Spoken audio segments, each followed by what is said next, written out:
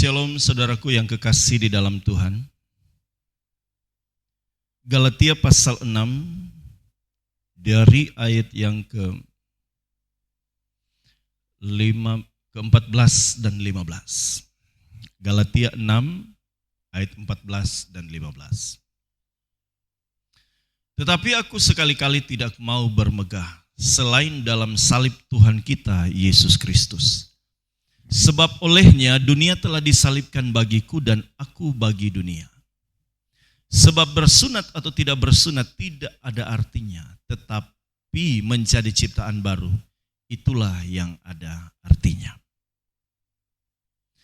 Saudaraku, kalau dipertanyakan bagi saudara hari ini, apakah yang paling berarti dalam kehidupanmu? Pertanyaan ini ketika dilontarkan bagi kita, kita akan menanggapinya dengan beragam. Karena perbedaan karakter, selanjutnya perbedaan prinsip, dan banyak hal lain yang akan membuat jawaban setiap kita itu menjadi berwarna. Dari semua yang dapat kita ambil kesimpulan, dari segala hal yang dapat kita pertimbangkan, maka saya harus memastikan buat kita sebagai orang-orang yang mau terus berjuang di dalam Tuhan, bahwa yang paling berarti sesungguhnya adalah ketika hidup kita menjadi ciptaan yang baru. Ruli yang lama harus ditinggalkan dan ruli yang baru harus mengenakan Kristus. Di ayat yang ke-14 dikatakan bahwa salib itulah, saudara, salib itulah yang harusnya kita di dalamnya kita bermegah. Kita bermegah di dalam salib. Salib itulah yang membuat kehidupan kita orang percaya menjadi manusia-manusia yang menjadi ciptaan baru. Manusia-manusia yang dimuliakan oleh Allah. Manusia yang berkenan di hadapan Allah. Kita bermegah di dalam salib, saudara. Karena salib itu adalah bagian untuk membunuh setiap monster yang begitu besar dalam diri kita. Monster yang begitu melekat dalam hati kita, dalam pikiran kita, dalam gairah-gairah kita, hawa-hawa nafsu kita. Kita salibkan, saudara. Kita bermegah. Melalui salib itulah yang kita percaya bahwa kita menjadi ciptaan yang baru. Kita bukan penikmat-penikmat firman Tuhan yang hanya bisa mendengar dan seolah merasa diberkati hanya dengan mengerti dan memahami firman Tuhan tanpa ada sikap untuk terus berubah. Tanpa ada sikap untuk mau melakukan kebenaran. Hidup dan menghidupi kebenaran. Saudaraku, kita bermegah di dalam salib bukan karena kita tahu salib itu adalah sarana yang dipakai oleh Allah untuk menebus dosa kita. Tetapi kita bermegah di dalam salib karena salib menjadi bagian kehidupan kita. Salib itulah yang membersihkan segala kenajisan-kenajisan hidup kita. Kita bermegah karena kita telah menjadi ciptaan baru melalui salib yang kita percaya dan kita mau pikul, kita mau terima, dan kita mau jalani, saudara. Itulah yang harus kita cita-citakan.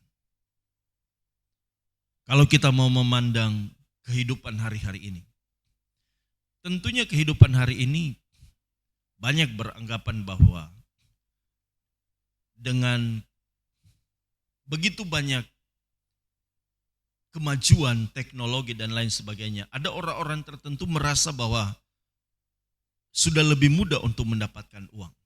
Tetapi di sisi lain ada orang merasa lebih sulit.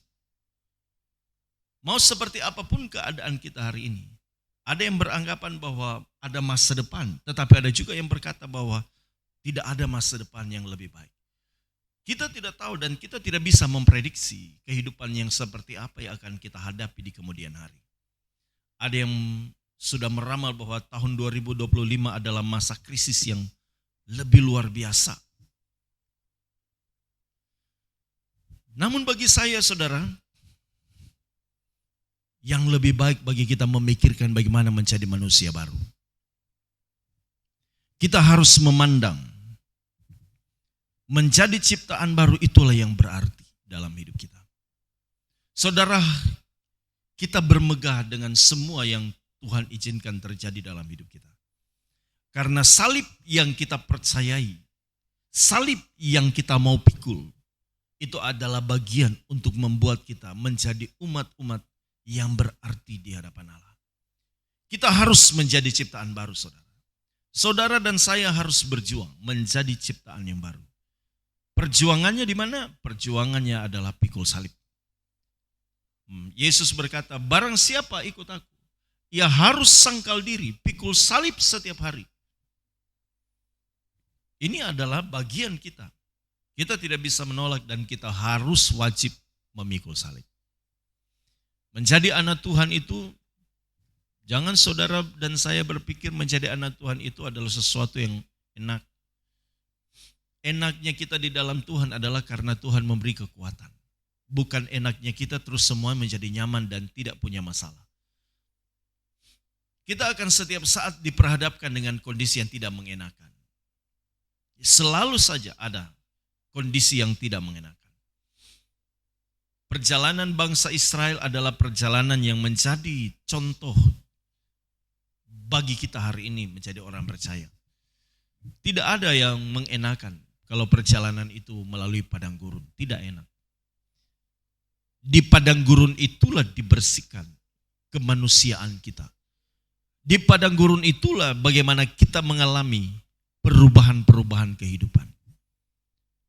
Saya yakin bahwa orang yang terus tinggal di zona nyaman tidak akan pernah mengalami yang namanya pembersihan, saudara. Yesus menggambarkan seperti bagaimana anggur kalau mau berbuah lebat harus dibersihkan. Kita juga harus semakin dibersihkan. Apa yang menjadi cara Allah untuk membersihkan kita? Salib. Jadi salib itu adalah kemegahan kita. Salib itulah yang harus kita pikul. Salib ini bicara tentang bagaimana kita bisa menyenangkan Allah. Salib ini bicara tentang bagaimana kita bisa memuaskan kehendak Allah melalui praktek hidup yang sesuai kehendaknya.